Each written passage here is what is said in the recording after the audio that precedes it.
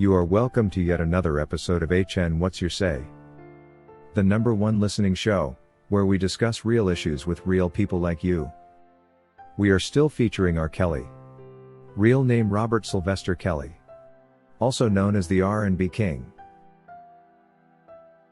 Today we again delve into one of the most controversial and high-profile cases in recent memory that ended with what many have considered a wrongful conviction. And that is R. Kelly's legal battle. Today we are specifically focusing on the Mann Act violation charges.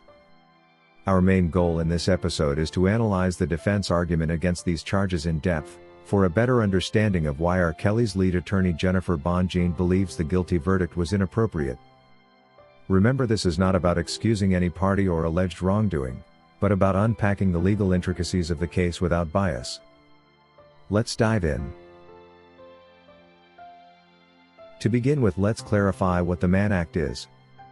Enacted in the year 1910, the Mann Act makes it a federal crime to transport individuals across state lines for the purpose of prostitution or any other illegal sexual activity. And mark the phrase "for the purpose," which makes the actual purpose of transportation an important factor in determining the Mann Act violation. The Mann Act was originally intended to combat human trafficking across state lines. However, the Act has since been used in a variety of legal contexts and sometimes controversially. To arrive at a conviction under the Mann Act, the prosecutors must prove three key elements: that the defendant transported someone across state lines, and that the transportation was for the purpose of engaging in illegal sexual activity, and that the defendant had the intent to commit such acts in the destination state prior to the transportation. In R. Kelly's case, the defense argues that R. Kelly did not violate the Mann Act because the transportation in question was not specifically intended to facilitate illegal activity. Let's break this down. Firstly, the defense highlights the purpose of the transportation as a key factor to determine applicability of the Mann Act. And they argue that the individuals involved willingly traveled for reasons unrelated to the alleged crime, such as attending concerts, participating in social events such as the Oscars in California, or for personal reasons still unrelated to the alleged crimes. If the primary purpose of travel was lawful, like for work-related reasons or those mentioned above, then the Mann Act may not apply. The defense also underscores that intent is crucial.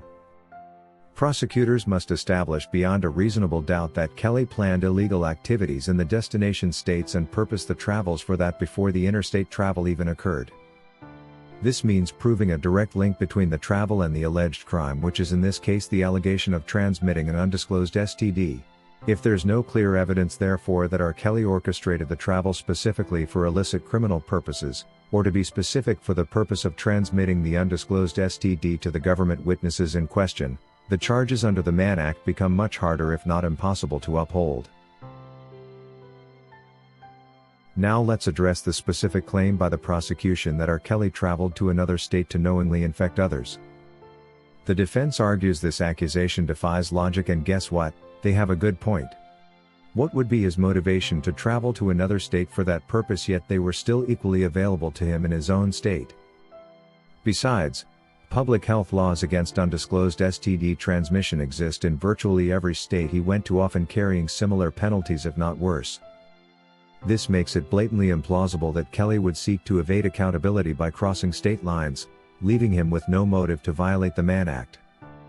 Furthermore, the defense contends that the prosecution has not presented evidence of premeditated intent, which is an essential element for the application of the Mann Act charges.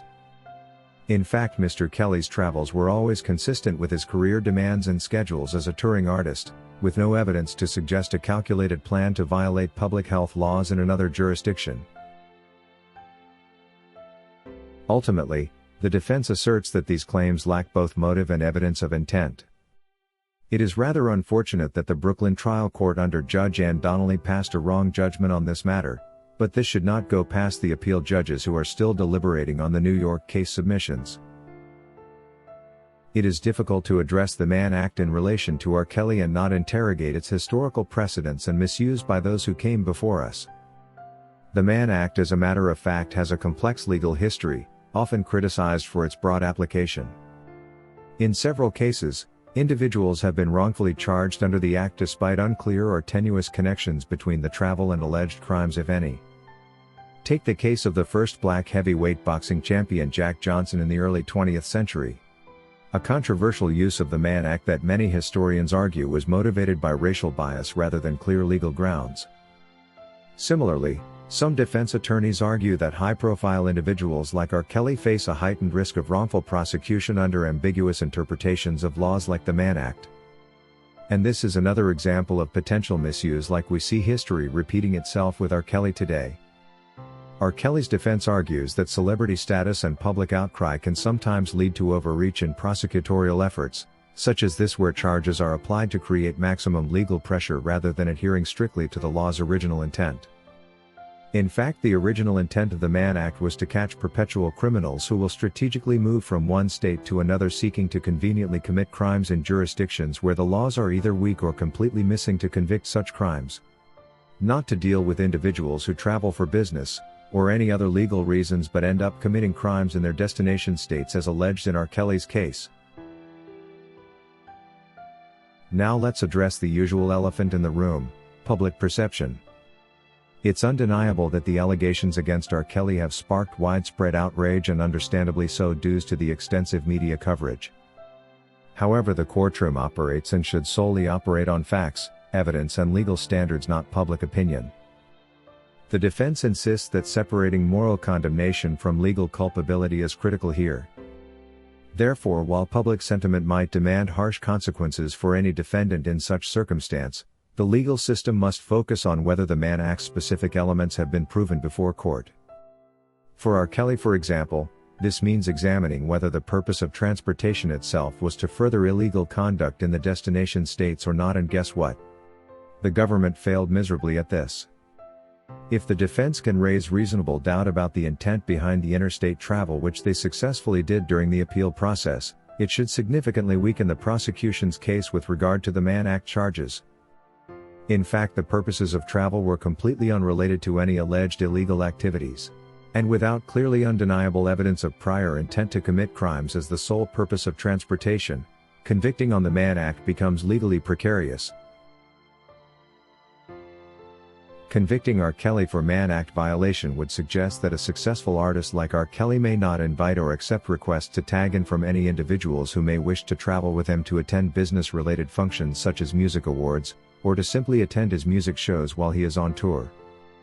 And this alone is a direct infringement on his rights as a human being. Legal arguments like those surrounding the Mann Act require careful consideration of facts, intent and precedent. Regardless of personal opinions, the law demands that every defendant is given a fair trial and judged based on evidence presented in court and not mere assumptions. At the heart of this issue is a broader discussion about how laws like the Mann Act are applied and whether they're serving their intended purpose. Cases like R. Kelly's remind us of the importance of maintaining a balance between justice and due process. If you wish to take part in a live interview on this channel discussing any of these topics, let us know by emailing us on sashahnnewsroom@gmail.com for scheduling. That is all we had for you today on HN What's Your Say? To keep updated whenever we post a new video, subscribe to this channel now. Also remember to hit the bell icon and enable notifications. And feel free to share your opinions with us in the comment section below, and let us know if you would like us to publish your views in our next release. We value all our subscribers' opinions.